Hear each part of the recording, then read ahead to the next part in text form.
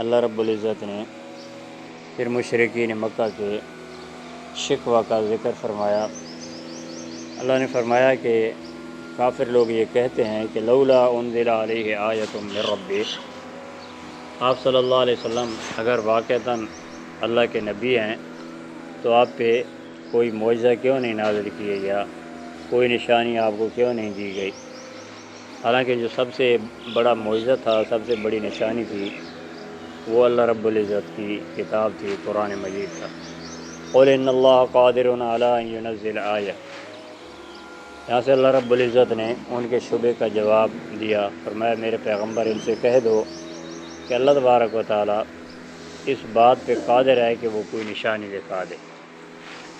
نشانی تو اللہ تبارک و تعالیٰ دکھا سکتا ہے، لیکن اللہ تبارک و تعالیٰ معجزات دکھا کر کے کسی کو منوانا نہیں چاہتا، بلکہ اللہ تعالیٰ یہ چاہتا ہے کہ بغیر کسی نشانی اور بغیر کسی معجزے کے یہ لوگ مان لیں۔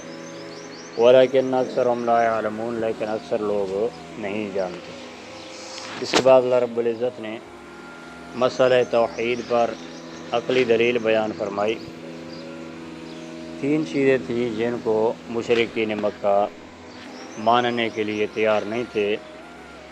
ایک پیغمبر صلی اللہ علیہ وسلم کے اوپر نازل ہونے والی کتاب کو، دوسرا آپ صلی اللہ علیہ وسلم کی نبوت و رسالت کو، تیسرا مسئلہ قیامت کو۔ ان مسائل کو سمجھانے کے لیے اللہ رب العزت نے مختلف دلائل دیے۔ مسئلہ توحید پر اللہ رب العزت نے ایک عقلی دلیل یہ بیان فرمائی، دیکھو زمین پہ جو چلنے والے جانور ہیں یا فضا کے اندر پروں کے ساتھ اڑنے والے جو پرندے ہیں، یہ بھی تمہاری طرح کی مخلوق ہے، تمہاری طرح کی جنس ہے۔ ان کے اندر غور کرو کہ ان کو اللہ تبارک و تعالیٰ کے سوا کوئی نہیں تھام رہا۔ والطیر الصافات، فرمایا کہ زمین اور آسمان کی فضا کے اندر پرندے جو صف بنا کر کے اڑتے ہیں، انہیں کون تھامتا ہے؟ ما فرطنا فی الکتاب من شیء، فرمایا کہ ہم نے کتاب کے اندر کسی قسم کی کوئی کمی نہیں کی۔ ثم الی ربہم یحشرون، اور پھر اپنے رب کی طرف یہ لوگ اکٹھے کیے جائیں گے۔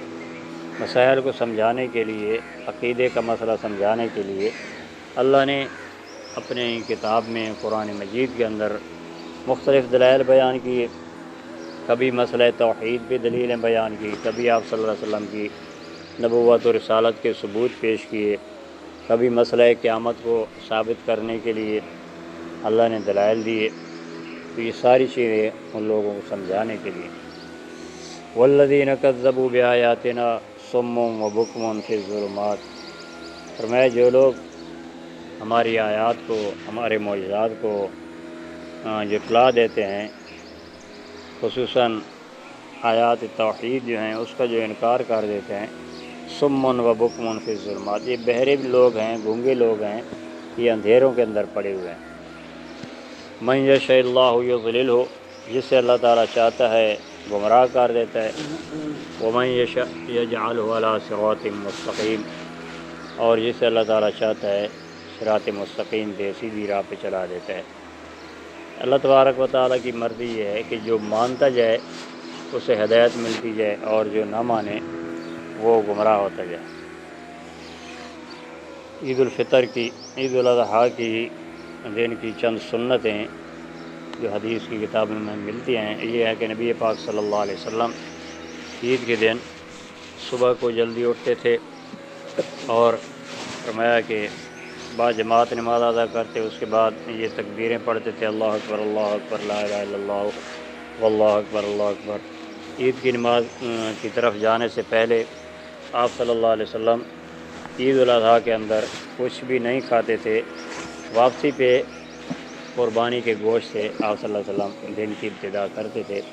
اسی طرح آپ صلی اللہ علیہ وسلم جب عید کی نماز کے لیے جاتے، ایک راستے سے جاتے تھے، دوسرے راستے سے آتے تھے، راستے پہ جاتے ہوئے یہ تکبیریں اللہ اکبر لا الہ الا اللہ واللہ اکبر اللہ اکبر وللہ الحمد پڑھتے تھے۔